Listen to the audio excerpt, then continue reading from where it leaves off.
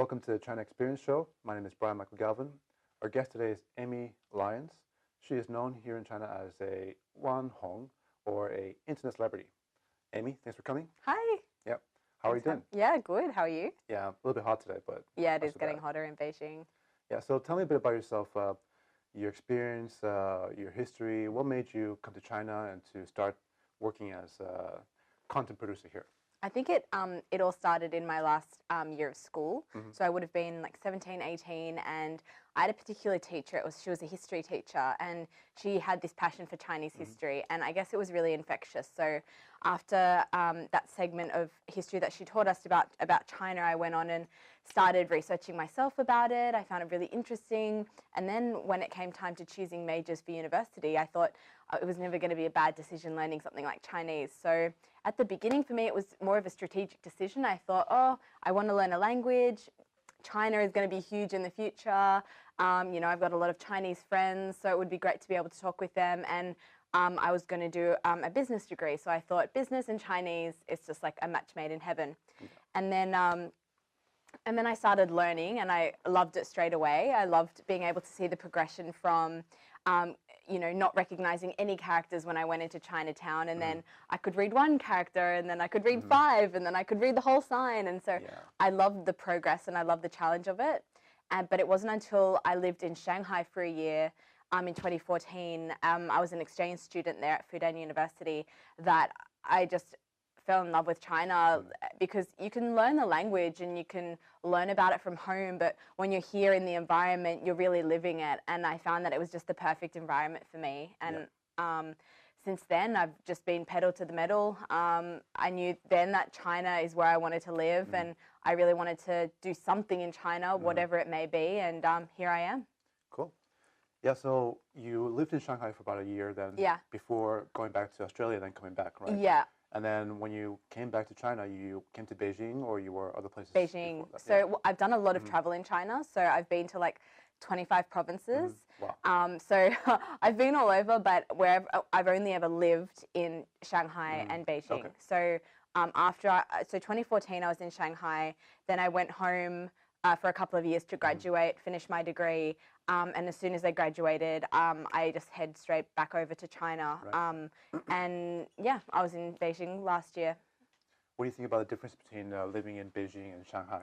Oh, there's a lot. And actually at the beginning, I didn't really like Beijing because I was really used to Shanghai. And I think the first place you live in China, you always love that more. Yeah, it's like a reference point. It is. Like, I know a lot of people that they did, you know, a year in Beijing and then a year in Shanghai. And I'd say 90% of them all say they prefer Beijing. So I think the city that you're used to, you're going to always prefer. So when I first came here, it wasn't what I had experienced in Shanghai. You know, it was all unfamiliar, and it wasn't as easy to get around. I find geographically Beijing is kind of a hard place to deal with. Like, it's everything is so spread out. Yeah, sprawling kind of. Yeah, like I was at school at Tsinghua, which is at like Wudaokou, and that's in the west, like northwest.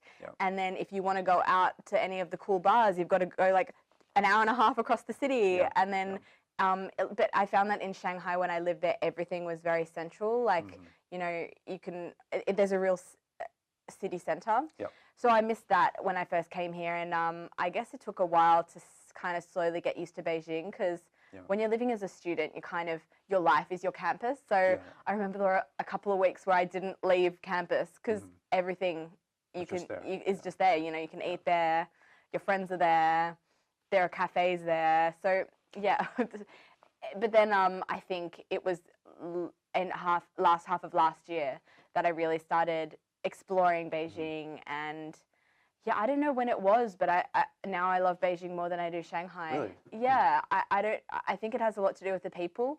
I've made some really amazing friends along the way, a lot of amazing Chinese friends who I can go exploring with them, and they've really shown me sides of the city that I didn't know existed. Because I think with a city like Beijing, there are so many nooks and crannies, and you know, if you just go to the tourist sites, you're either going to be overwhelmed by tourists, or you're going to be getting a really inauthentic experience. But with them, I can go to, you know, the best biang-biang-mian in Beijing, or I can go find the cutest hutong. Or so yeah. Now now I guess I like Beijing. It's kind of like, yeah, I might have had a similar experience. Like when I first came to China, I was living in Wuhan for about a year. Oh, wow. So central China, right? Were you at the university there, or you were just living there? No, I was just living there, working. And yeah, since it was my first time in China, like it was like a bit of a culture shock for me. But now that I've lived in Beijing longer, like about 2 or 3 years longer than that, I can see differences in not only the city, of course, which is quite different, but the culture, the people there as well. Yeah. And maybe what you're saying about Beijing's sprawling nature is kind of like there's so much more to explore. Yeah, exactly. Yeah, in the Wuhan, of course, you have maybe different cultural landscape, like in the city centers and hubs.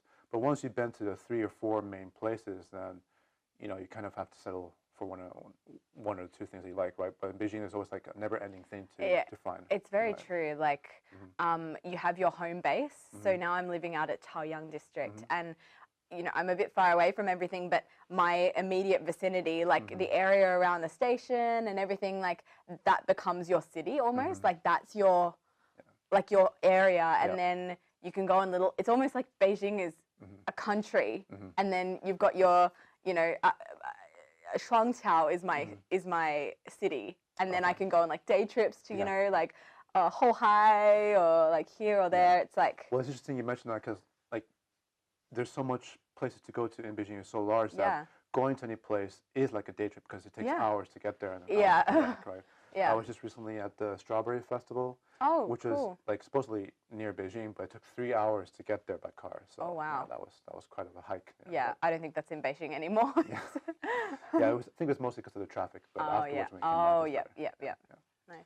So tell me, how did you get into this content creation kind of environment? Then, like, what were the things that brought you there, and what made you want to continue being there?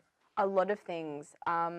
I worked at a bank in Australia for 2-3 years while I was studying, and it was an amazing experience. And not many people who were concurrently doing a degree would have the opportunity to work, almost full time at a bank in a real job, not an internship, like a job. Yep. And so it was the job I had always pictured for myself, and something that I was always, working towards. And then I found that when I got in there and I was there in the environment, like I wasn't so happy. And it definitely is right for some people. Like it's a lot of people's dream job, but for me, like it just wasn't not just what I didn't think it was going to be. I think I just realized things about myself that kind of job wasn't suited to me, and I kind of reevaluated my passions, interests, and because people are always saying do what you love, but I'm like, I don't know what I love. All I really knew at that time is I loved being in China. I love being in China. I like public speaking and performing. I like being in front of a camera. I like talking and meeting with new people every day. I love speaking Chinese, and I loved fitness. I still do love fitness. So I was like, what's a job, what's a career, or a way I can make money or live in which I can combine all my passions together and just end up in a happier place? And I had a scholarship up my sleeve because I participated in a Chinese language competition a few years previously. And I was like, well, if there was ever a time just to test out if there were opportunities in China, this would be it. So I could choose any university in China I wanted for a year of studying Chinese language. And by that stage, my language had gotten a little bit rocky after being in Australia for 2 years. So I was like, let's go back. So as soon as I graduated, I head off to China. So I arrived January of last year, 2017. And when I arrived, it was never something that I was like, I'm going to go and like be a content creator or something. I think I just wanted to come and explore the opportunities. And then I arrived and I kind of made some friends that were making videos, and I was thinking, I can do this, and I like being creative, and I love editing my videos. All my videos are edited by myself. And yeah, so at the beginning, I started making exercise videos because I saw a gap in the market. Like China, like Australia and the West have so many fitness personalities, but and China also has a lot of fitness personalities and videos, but there's no, as far as I've found, I haven't never been able to find one, a foreigner doing fitness videos in China, speaking Chinese for a Chinese audience. Like they have a lot of the videos that are popular in the West that have been translated and are popular, but I kind of wanted to come from a different angle. So I made a series of videos, like I think my first 5 or 6 videos were all just fitness. And the one that really took off was one called Chopstick Legs, about like, I took the concept of chopsticks and everyone wants kwaizi-tui, which is like chopstick legs, so like thin thin legs, yes. Yeah. So I kind of played on that cultural element and made a workout video about how to get like toned and slim legs. Do you think that chopstick legs is an idea that's mainly something that originates in China, or something that could be shared outside of China? Like, I think like just the message of it is, it's just a workout video for legs at its essence. Like, I think the reason it works in China is because it's an expression. Like it's and that's what people want. They don't want muscular legs. As far as I've heard from my friends, they want thin skinny legs. Chopstick legs. Yeah. And it's like an expression, 筷子腿, like, I don't know. Yeah, I've heard of it, yeah. So I guess it would work in the West because it's like, I guess, kind of obviously Chinese. They would people in the West would look at it from like a, I don't know, an outsider viewpoint, like, oh, Chinese people like this kind of thing. You could get chopstick legs without working out, right? Of course. Yeah. Of course, like I don't work out, but I'm pretty sure my legs are pretty thin. You can make your own Chopstick videos. legs. Yeah, just teach them how to sit there and do nothing and get kwaizi-tui. Yeah, like at the end of the day, like doing the toned legs. Like at the end of the day, this workout isn't like specifically for like, in order to get kwaizi-tui, like chopstick legs, you need to like really not be eating anything, and you know, and it also depends on your genes and like your body disposition. But yeah, it was just a workout for legs, and I think the reason why it got popular because people are like, oh, I can do that. And I think nowadays, from what I've seen, with the millennials in China accessing the internet more and more, they're more interested in health and fitness kind of topics and content. Like in the West, that's pretty normal. Like we think about it, it's a given. But maybe just as far back as 5 years ago, stuff like that, maybe those kind of type of content and videos, they didn't really. There were, of course, something like that, but I think it's changing a lot. The landscape is always changing. Even more and more, there are healthy places popping up all over Beijing and big cities especially.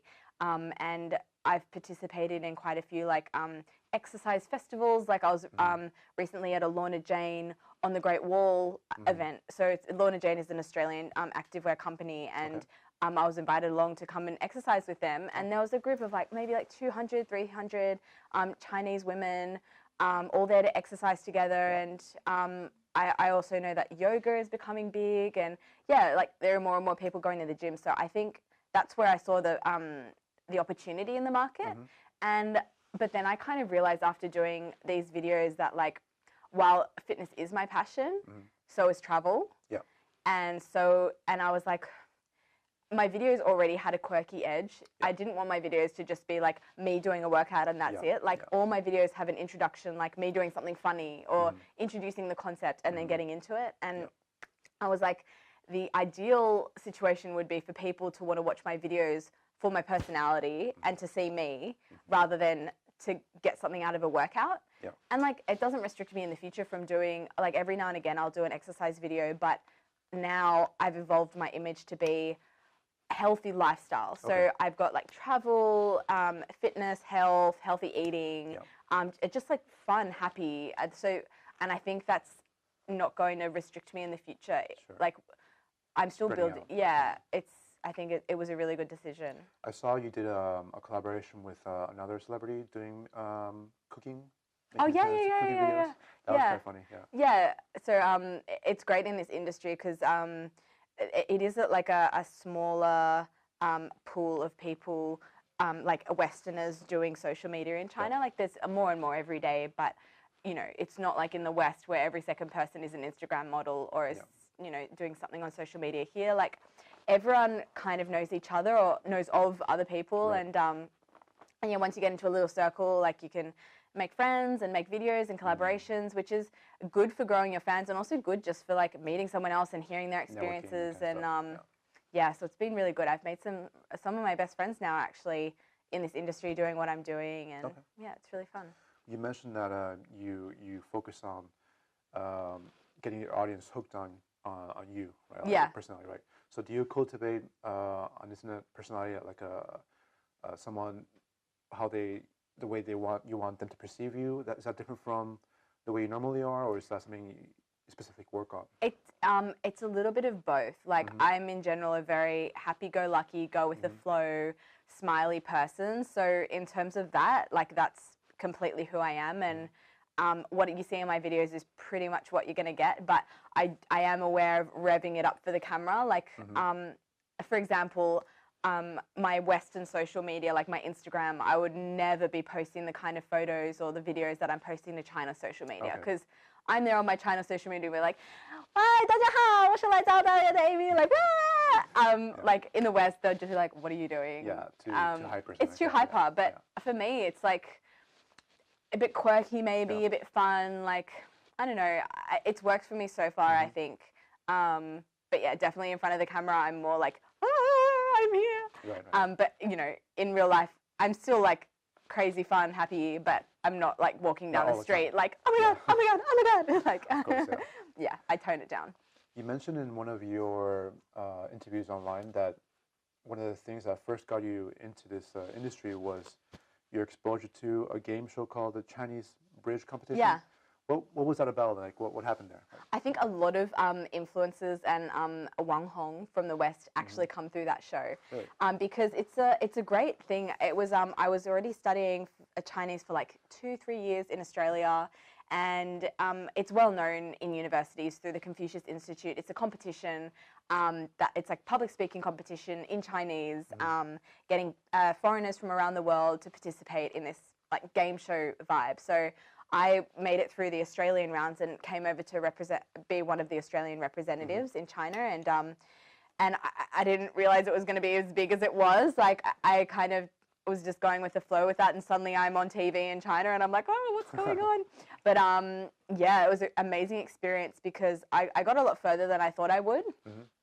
So out of like 150 contestants, I made it to the top 15, which is something I was not expecting, especially since at the time my Chinese was like, it's like, it was not good. It was like, not as good as it is I now. can perform, and I think that's what got me through, because I'm very comfortable on stage. Like I can really put on a performance, and but yeah, but it was a great experience because I kind of got a look behind the scenes at what goes on in Chinese TV, and it kind of like, because I learned about people going from this show and going on to, you know, making content and doing social media in China, it kind of like, it opened a door that I didn't know existed, and I don't think a lot of people know exists. Like, I think people in the West and in Australia, like in my circle, it's kind of like your life route is very much planned out for you from the day you're born. Yeah, like there are societal pressures everywhere. Like, and your family? No, not like my family's the best. I think it's just society. Like,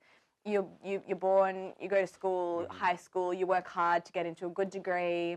You 9 to 5 job. Yeah, 9 to 5 job, you know, have get a partner, have kids, become the soccer mom, like, you know, go traveling, like maybe every couple of years go on a nice trip, and like it's very much groomed for you, and it's a life that you can like get into. It's very easy to follow that life because it's easy. Like I had it. Like I could have gone from that bank job and stayed there, you know, met someone, settled down, gotten a mortgage. Like it was right there for me, but I don't know, I kind of went on this show, and when I went on the show, I was in the midst of doing that, and I was kind of like, wow, like, if I spoke Chinese really well, there's this environment here, like, I could come over, I love performing, like, why not? Like, why not have a foreigner on these shows, and why not become big in China making videos? Like, I think it was a really important experience for me just to realize opportunities that I didn't have to follow the cookie cutter life. Like I could really make something different for myself.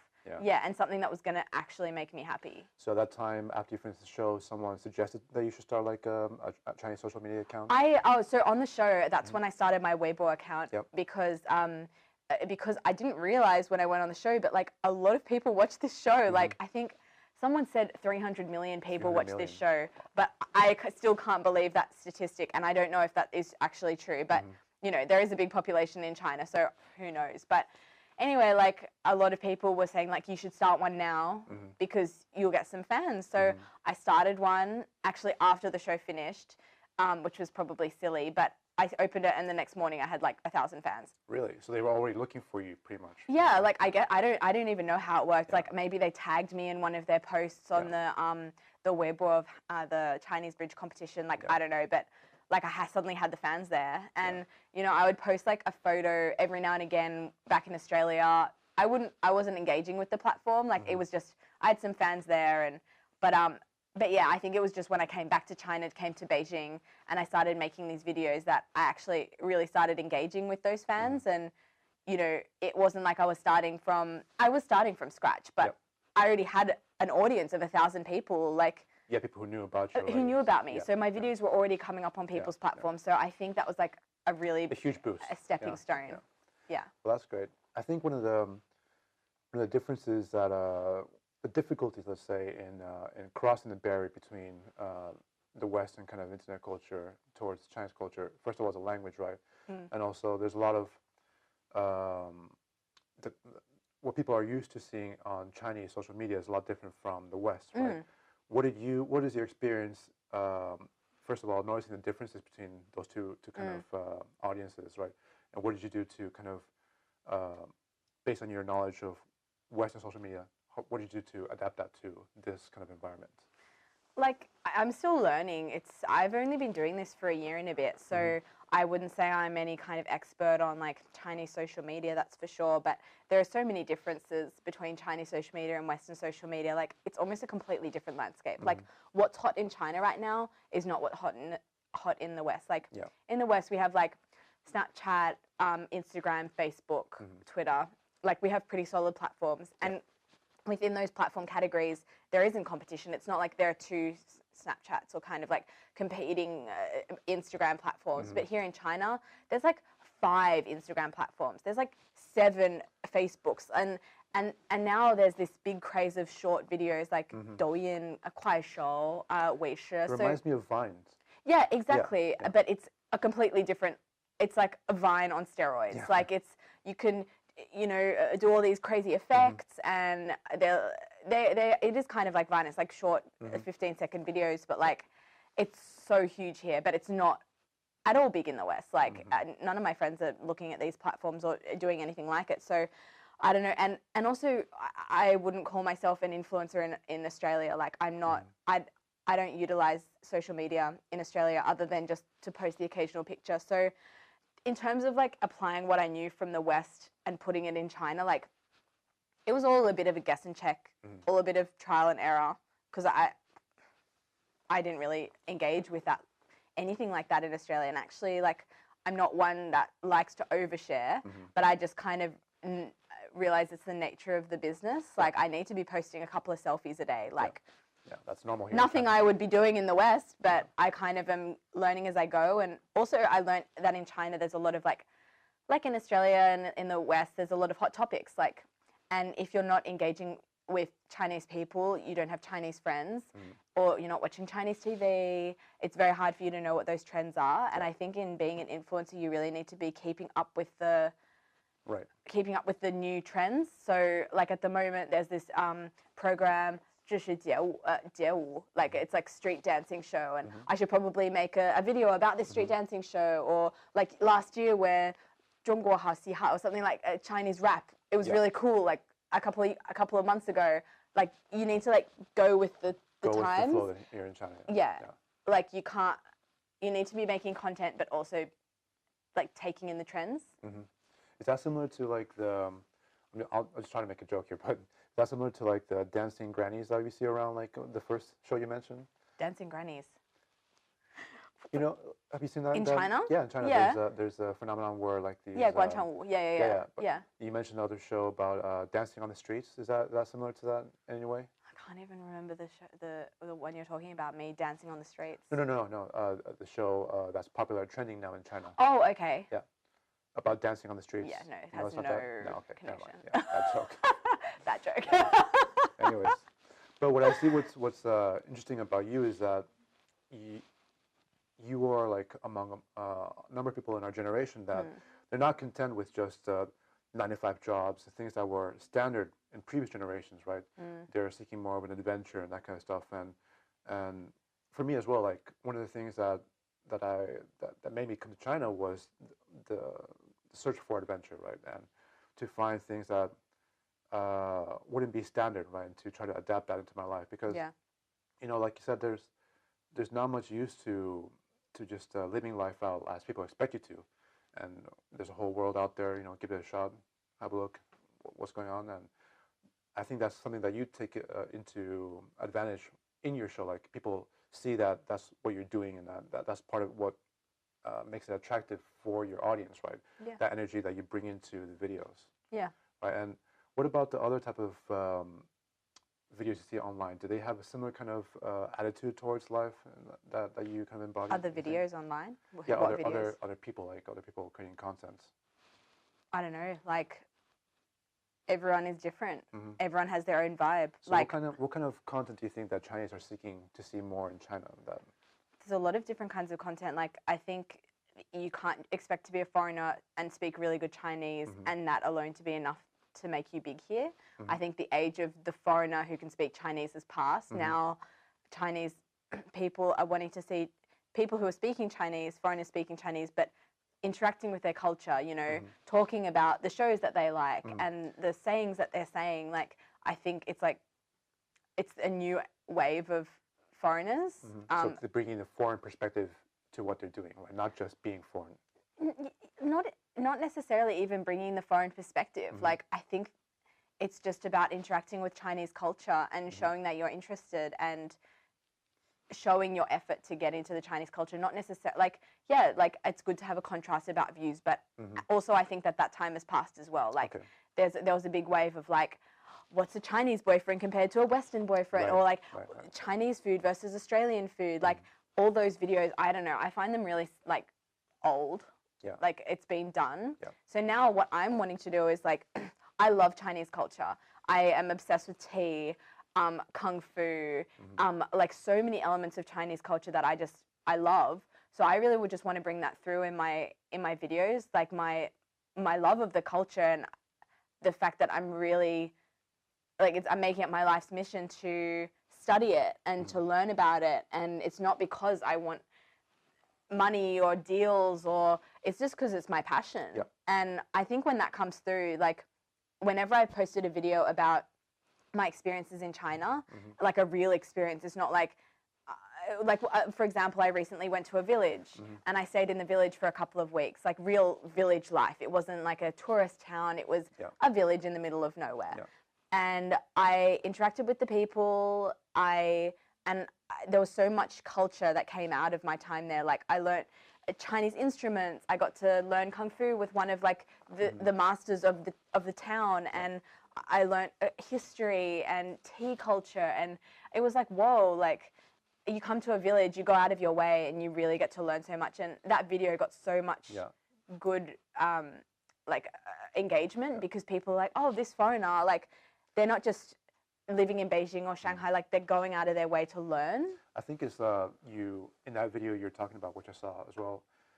You had like you admitted an aura of like authenticity, right? Yeah. You were authentic of what you were trying to do and your experiences, and not just it wasn't something scripted, for example. No, it was something that you really enjoyed being part of there, and, witnessing that kind of stuff. Yeah, there's not a whole lot of strategy that's going into what I'm doing. Like I'm not sitting at home like, oh, like how do I get more fans? Oh, maybe I'll go to a village and make a video about a village life. Like I just do what I like to do, and if fans like that, great.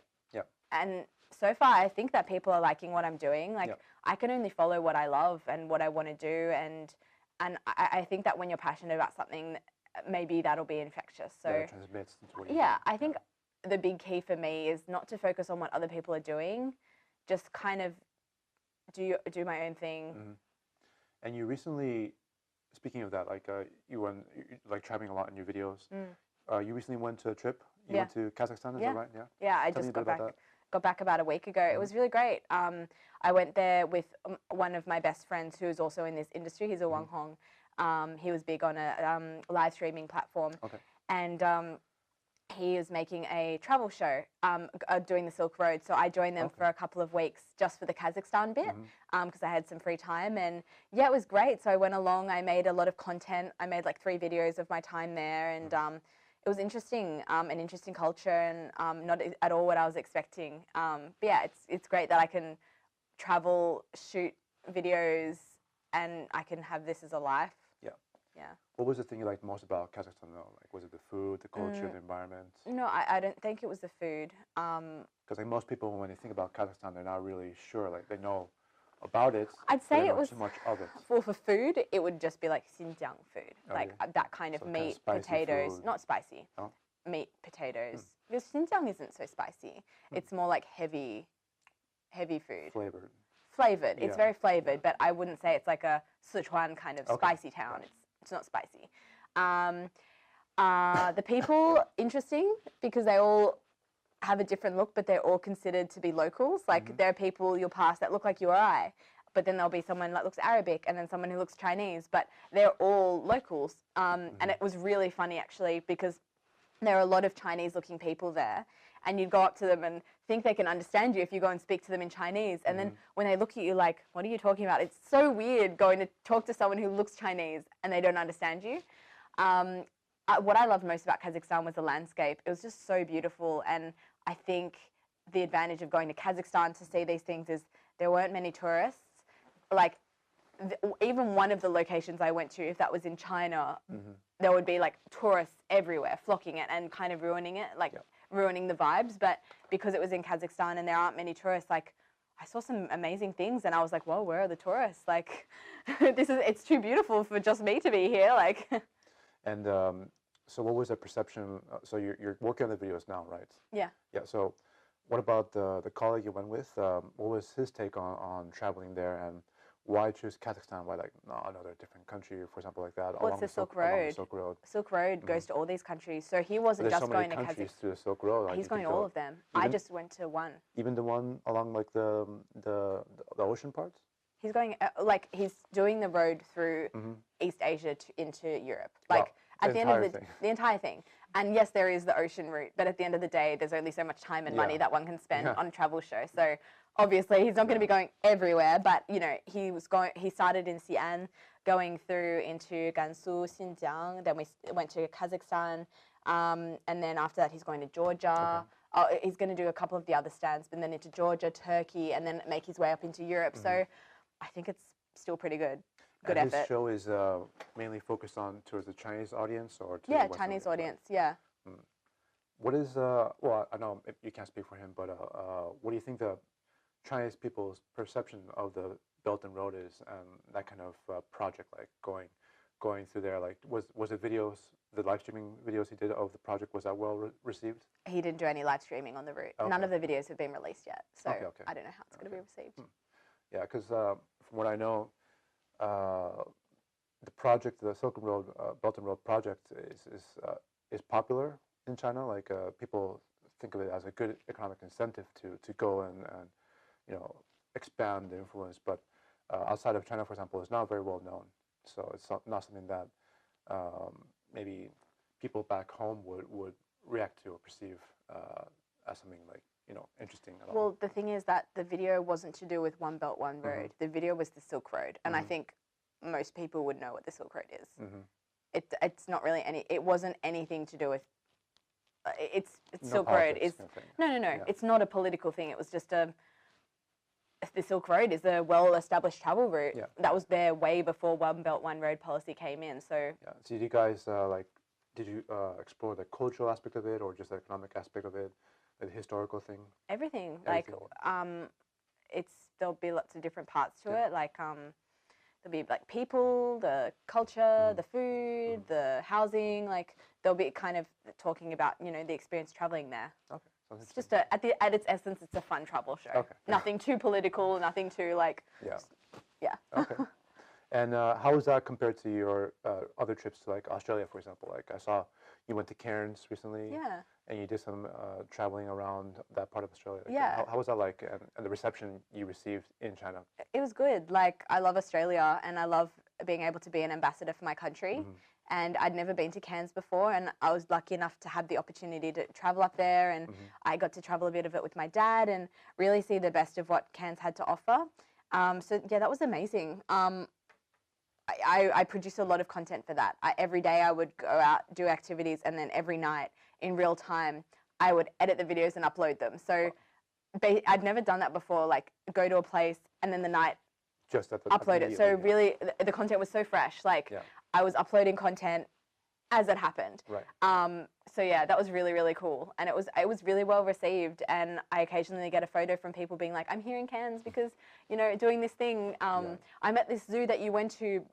Like, so you're inspiring them to travel there and everything. I don't know, like whether it's inspiring or it's giving people ideas, like, I don't know. I think that if I think a place is nice, I want to share it with people. And if they find it interesting, like maybe they're looking for a trip to Australia soon, because there are a lot of Chinese that are coming to Australia. And I guess what I want to do is just show some cool places. And if they're interested, they can always contact me for more information. And How does it feel like then, since you started pretty much recently, like a year and a half ago, right? For you personally to see yourself as an influencer in that sense, like how is that changing you? I still don't think of myself as an influencer, like. Well, like just in the sense you gave no, example, I know, like, but that's the thing. Like, I don't really self-reflect on that because I still like. It's hard for me to believe that people are watching my videos and the amount of people that are watching my videos. Like, I have videos that have had more than 3 million views. And for me, it's just a number on the screen. But if I start thinking about the fact that 3 million people have seen this content, like, and that's just on one of the videos. Like, I think I did a tally of across all my platforms, the amount of people that have seen my content. And it's like more than 10 million views total of my videos across my platforms. And I'm like, 10 million people have seen my face. And I don't know, I don't really think about it that much because I think it's important to stay humble. And yeah, I'm just going to keep doing what I'm doing and not really think too much about myself as an influencer. But like, I don't really care too much about the views or the likes and stuff. The thing that really touches me is when someone contacts me and is like, because of you, I've decided to fulfill my dream of going to Australia and studying there, or because of you, I've lost 20 pounds, or because of you, I'm here doing this because you suggested it. Like, that really makes me happy, the fact that I can actually do some good on the world. And I look back to my life 2 years ago and I don't really know what kind of impact I was having on the world then, like writing Excel spreadsheets and giving a PowerPoint to a manager. Like, what was I doing? Like, now, even if it's only a few people that are actually touched or actually influenced by what I'm doing, like, it feels great that I've even for maybe 3 people or 4 people, like who knows how many people have actually been influenced by what I'm doing. And I don't want to be influencing, like I want to be influencing in a good way, like making people happy. Like, even if it's just watching this video made me happy today, like awesome. Like, I can see I've made a difference in someone's life, which is great. So you mentioned like how you receive these mails, these fan mail, for example. What other sort of interactions have you had with your fans or people watching your videos? I have a fan group. So every day I interact with them on Weibo. It's got about 100 people in it. So it's a small little group, but they're like probably my more hardcore fans. Not hard, like they're the ones who want to interact with me. So I talk with them every day, just like fun little topics, like what did you do today? And so via text, the kind of stuff, questions, or like do you make a short videos of that? No. It's like it's just literally it's a group, like a WeChat group. Okay, like a WeChat group. So it's not a message. A separate platform where I'm making videos for them. Like, it's just like, hey, what are you doing today, Amy? Good. I'm like having some dinner and I'm gonna go to the movies later. Like, it's really informal, but I love being able to really interact.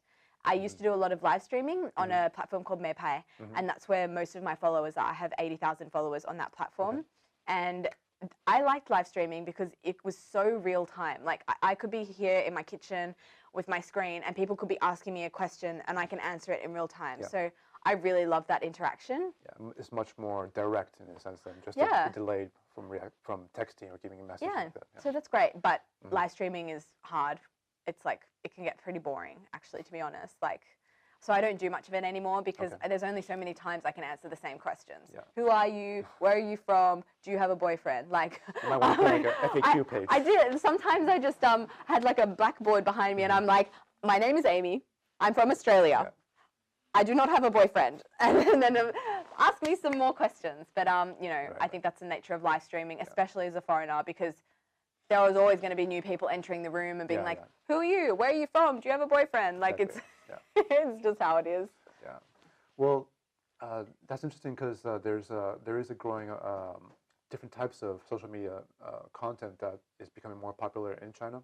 For example, I was reading like last year, I think, a new phenomenon related to live streaming that was becoming popular in northern parts of China and in Korea especially, where you would get these internet celebrities as well, such as yourself. But what they would do is they would live stream their entire, pretty much, day, for example. So they would live stream themselves eating food like lunch or having dinner or just going outside shopping. Like, what do you think of that? Like, when I heard of that, I thought that was too much, right?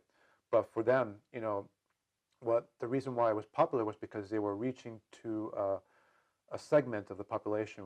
Maybe the demographic was a bit weird, perhaps, but it was like lonely men, for example, that were watching these videos of these celebrities doing these things. Like, what do you think of that? Like, what other type of trending kind of contents do you see happening in China that's unique?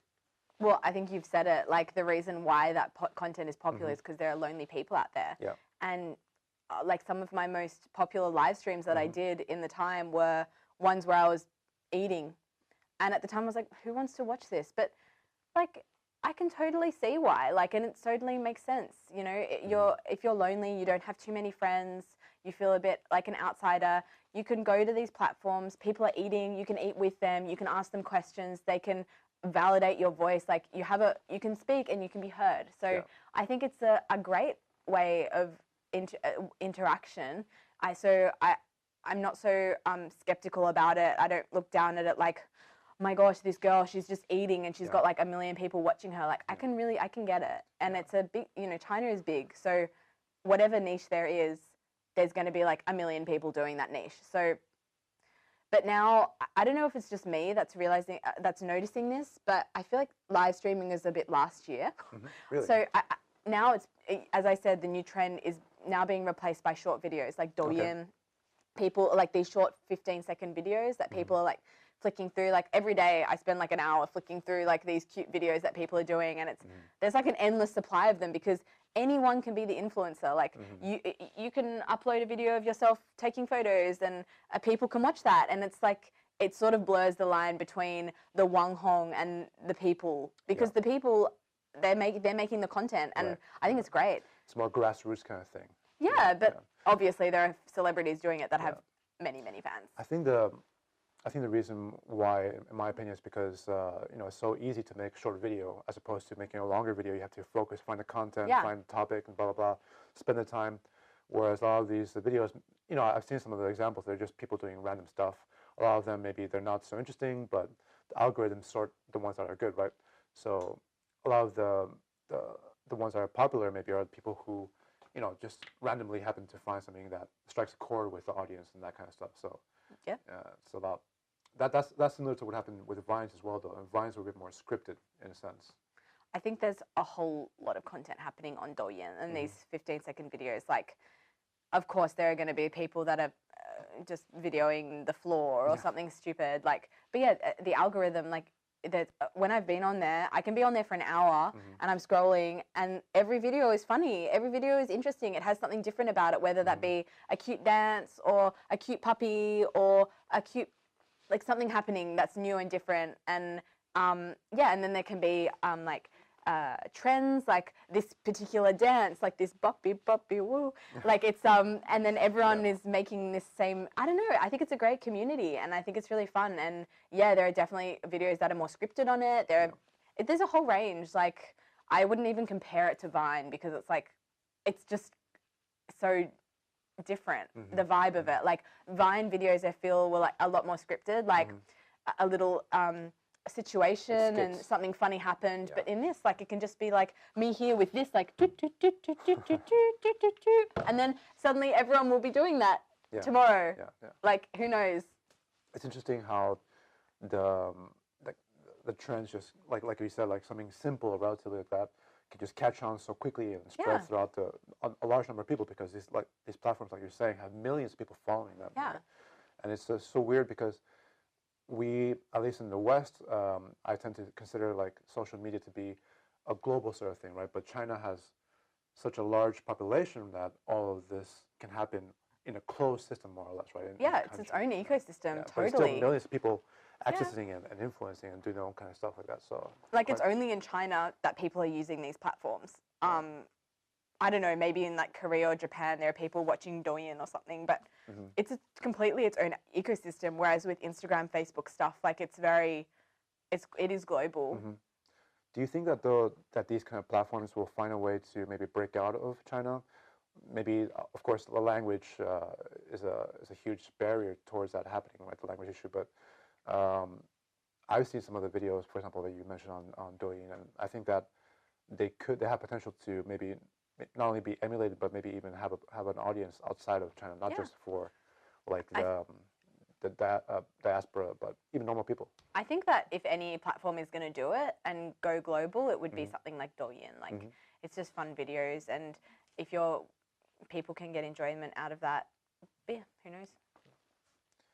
Okay, so tell me a bit more about your long-term plans for your program, your ideas for what to do in the future. Well, I'm just going to keep traveling. I want to keep interacting with Chinese culture. I really want to. I've been working on something for a while. I want to make a tea documentary. Tea documentary. Yeah, travel around China, inviting my friends, drinking tea. And that's something I've been wanting to do for a while. So that's in the works at the moment, something I've been working on. But yeah, other than that, I'm just going to keep making interesting content. Yeah. So what's the next place you're going to travel to? I am going to Chengdu tomorrow. So I'm going to be there for a week. And then I'm going to Korea for a couple of days. And then I'm going to be going to Inner Mongolia. And then I'm going to be going back to Australia for a few weeks. And then I'm going to go to America. And then from there, I haven't decided. So I have the next like month and a half, 2 months planned out. Sounds pretty hectic though. Like, how do you feel with that? Like all these travel kind of arrangements? I love it. I love it. I think you can always travel as long as you have like your rest days and time to relax. Go is never gonna work long term, but it does get tiring living out of a suitcase. So it's good to know that I have a base in Beijing and I have a base in Australia. So I always have somewhere to come back to. So I can go to Chengdu for a week, but I have my base in Beijing where my things can be, and same in Australia. So okay. And when you go to these places, like, do you have something planned out, or just gonna go there and see what it how depends. It goes? Like, all of those trips that I mentioned are for different purposes. Like the trip to Chengdu is with my Chinese friends, and we're going there to shoot some interesting content about tea. And then my trip to Korea is simply just a birthday trip. I want to go to Korea. And then in Mongolia, I'm going there to film with a friend, another Wang Hong friend, a workout series. And then Australia, I'm going to be doing a speaking at a conference. So it really depends. Like the purpose of each trip is different. But I just count myself so lucky to be able to travel the world, do what I love to do, and meet people, and that this can be like my career. I guess. Yeah. So tell me more about the tea documentary then. Like, so you're going to Chengdu for this, and what exactly motivates you to make a documentary? Like, it's gonna be like an hour long, something like that, or how long it's gonna be? I want to make a lot of like a series, maybe like 10 parts. Every video. For different type of teas. Depends. I'm still working out on the concept, so it's still being brought together. But basically, it's just fueled by my love of tea. And I find it extremely interesting. And I think through tea, you can learn a lot about China, about the culture. And I think especially traveling to seek out teas, you can learn a lot. So we're going to Chengdu to a mountain called Shan. I think that's the right way of calling it. Is that right? That's right. Yeah, Shan. They have a really nice tea there that I love. So I'm, for example, going to go there, talk to locals, see how it's picked, see how it's made. But do it in kind of a fun, interesting way. Is that your first time then to actually go there and to pick the tea and dry it? No, I've done it in a few places. I've done this similar thing with, I was recently at Wuishan, and they're known for da hong pao and ro gui. So they're two types of Wu Yan cha. So they're like pressed teas. So da hong pao is one of my favorite teas. So I went there for a couple of weeks and just like drank tea, learned all about how it's made, the stories behind it, how to brew it.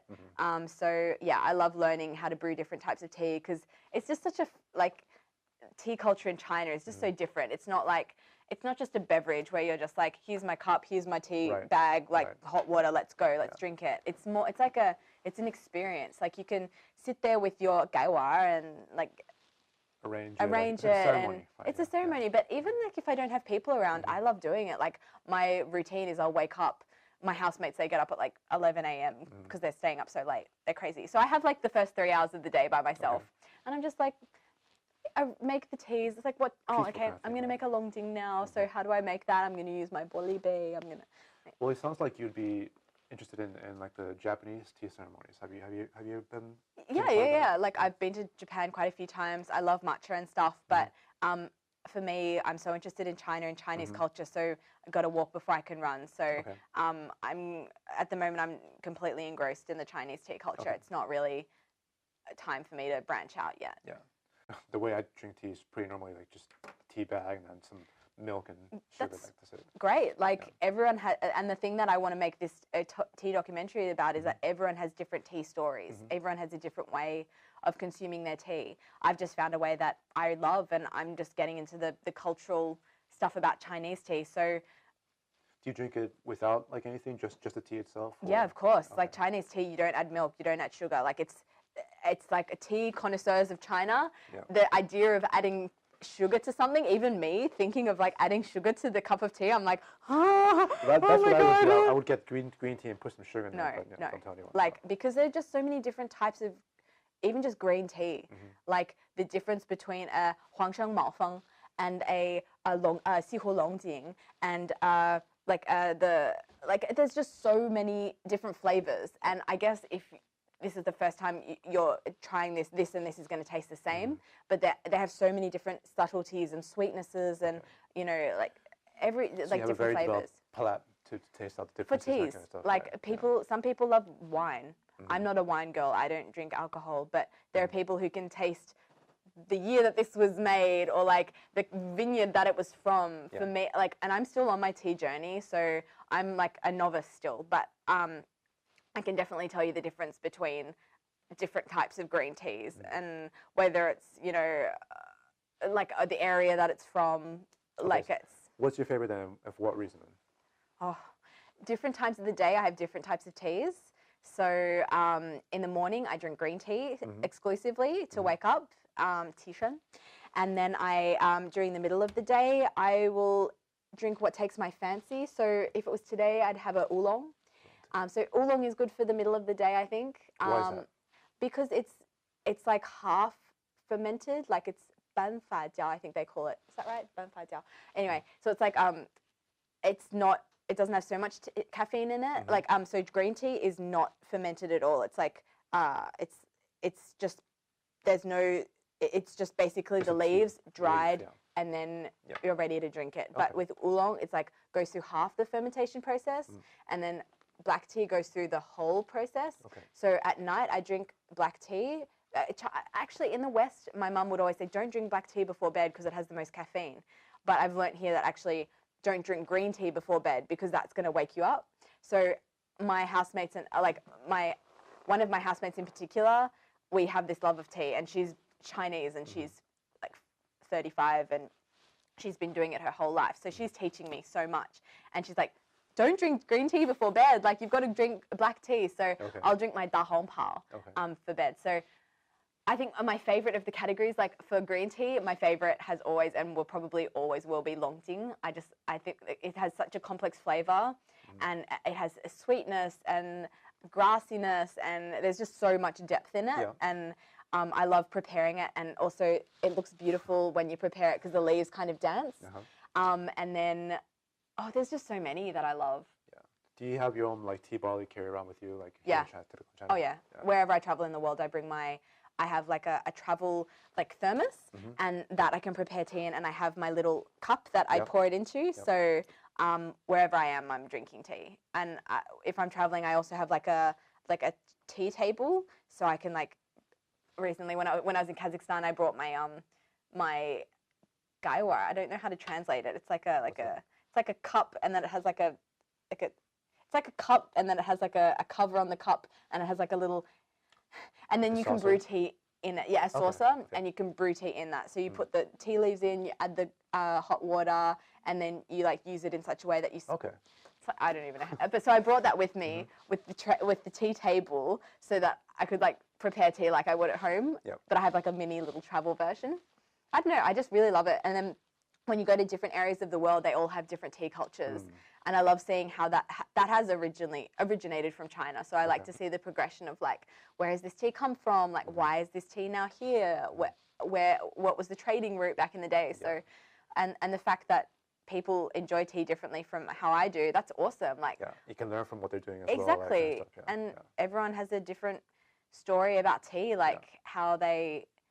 Well, it has such a big impact on history as well. Like, There were wars fought over it. Yeah. So, well, I can see you're very passionate about tea. Yeah, so, that's saying that's it. Yeah, I'm sure your documentary will be also very popular in China. So yeah, I'm looking forward to having a look at it too. And also in the West, like I think I'm also aiming the show to have a Western audience. So you're gonna put subtitles in it, or you're gonna speaking in Chinese or in English, or half and half. Okay. Because I want to invite some of my friends along. Okay. So in those bits it will be in English, and then the bits where I'm with locals will be in Chinese. So yeah, who knows? Yeah, sounds good. Yeah. Okay. Well, tell me a bit about your experience or other people's experience with monetization in China, because I imagine it must be different here in China than it is in the West. Like, how does that work here? So I don't make any money in China. It's not something that I don't work with Chinese brands. I work with Australian brands. So and also I'm Australian, so I can earn money in Australia, and that's fine. I'm wary about I don't earn any money in China. So back home, I think it's very organic because I'm Australian. I look Australian. I can speak Chinese, and I have a Chinese audience. So I think it's like a good idea for brands for me to be promoting the Australian brands in China. So so far the only monetization that I've had is from selling Australian products in China, or like promoting Australian products in China. So as far as monetization goes, that's all I've really been doing for it. So everything I do, everything I've made money off has only come from Australia. But I know that there are a lot of Wang Hong and internet celebrities making an absolute fortune in China on these live streaming apps. I didn't get to the stage where I was making money on live streaming, but I know people making like a crazy amount. Because you can send like tips and gifts through these live streaming apps, right? So that's quite a popular way for them to get money, right? Yeah. But also like through advertising and stuff like that, like within China. Yeah, like you can definitely work with Chinese brands, like say like, oh, the Chinese water brand, like if you make a video and there's going to be 2 million people watching this video, can you sip my bottle of water? Like, I haven't done it personally. I'm not at that stage yet. Like my fans, I have like just a little over 100,000 fans in total. So I'm still new. Like, who knows how it's going to work for me in the future. And would you consider your position in the market like something to be a bit more unique, or like you mentioned before that there are more and more foreigners that are doing what you're doing nowadays? How do you see yourself in the market? To be honest, I don't really pay attention to what other people are doing too much. Like I kind of just do my own thing. At the moment, I feel like I'm unique. Like I'm in Australia. There aren't many Australian internet like influencers in China. I can count on one hand probably the big ones, and I know most of them.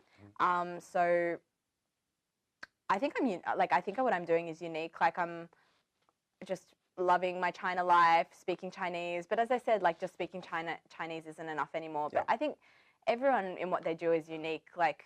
And especially in the foreigners here, like there are some foreigners that are funny, there are some foreigners that are serious and they talk like serious topics, or some foreigners that are, have amazing Chinese, and like everyone, I think everyone is different. So it's not like I'm going out of my way to see who's making what videos that are similar to what I do. Like, I don't know, I just do what I want to do.